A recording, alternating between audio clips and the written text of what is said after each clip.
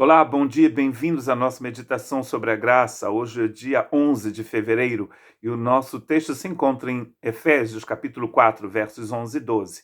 E ele mesmo deu uns para apóstolos e outros para profetas, e outros para evangelistas e outros para pastores e doutores, querendo o aperfeiçoamento dos santos para a obra do ministério, para a edificação do corpo de Cristo. Estamos aqui então vendo o que favoriza a unidade do corpo de Cristo, nesse capítulo 4. Na primeira parte, ele vai falar então dos frutos do Espírito que favorizam a unidade do corpo de Cristo. Em seguida, ele fala que a unidade no corpo de Cristo depende do Pai, do Filho e do Espírito Santo. E então, ele está dizendo que a unidade no corpo de Cristo depende dos carismatas do Espírito Santo, ou seja, dos dons da graça de Cristo. E aqui ele vai citar 5 dons. Vocês sabem que nenhuma lista de dons é exaustiva e existem outras listas, aproximadamente 5 listas no Novo Testamento, que fala dos dons do Espírito, mesmo que a mais conhecida seja a de 1 Coríntios 12. E eu creio que as pessoas preferem a de 1 Coríntios 12 porque são dons excepcionais, falar em línguas, profecia, curar os enfermos, milagres, tudo isso. Agora tem numa listazinha também, minha gente, que fala de serviço. E em todas as listas ele vai falar do propósito desses dons.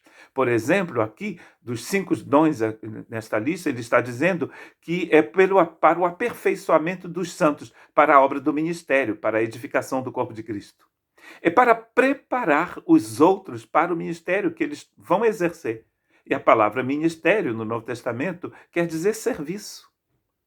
Um ministro é um servo. Interessante, aqui ele vai falar de apóstolo, e muitos vão dizer que apóstolo e profeta, como está descrevendo aqui o apóstolo Paulo, não existe mais. Porque, na verdade, eram aqueles dons que foram dados para a fundação da igreja e da preparação das escrituras. E agora que temos as escrituras, não precisamos mais, e esses dons se tornaram obsoletos. O que possivelmente é verdade. Mas, de uma certa forma, nós somos apóstolos, porque a palavra apóstolo quer dizer enviado. A igreja envia missionários, que na verdade são apóstolos, porque a palavra missionário é uma palavra latina, mas quer dizer isso também, enviado. E apóstolo aqui vem do grego.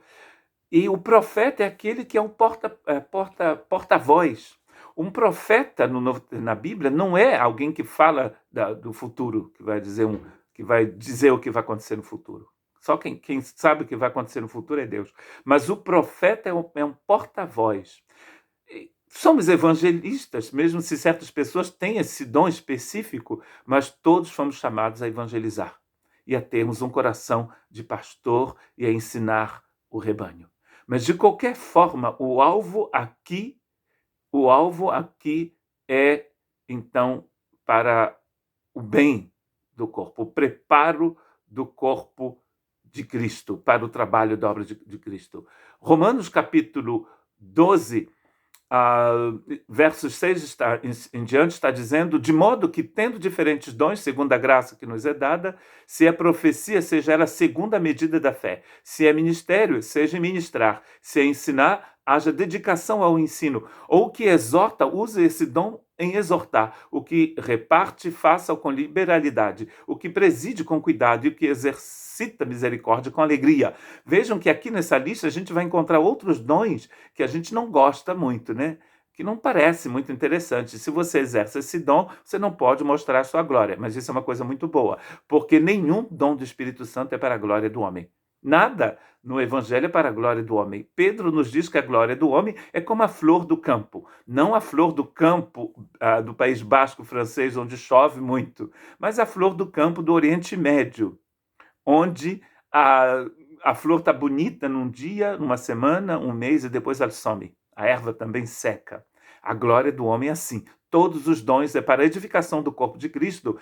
São dons da graça de Deus para a edificação do corpo e para a glória de Deus sempre. E percebem que aqui ele está dizendo que nós devemos fazer tudo com liberalidade e com misericórdia e com alegria.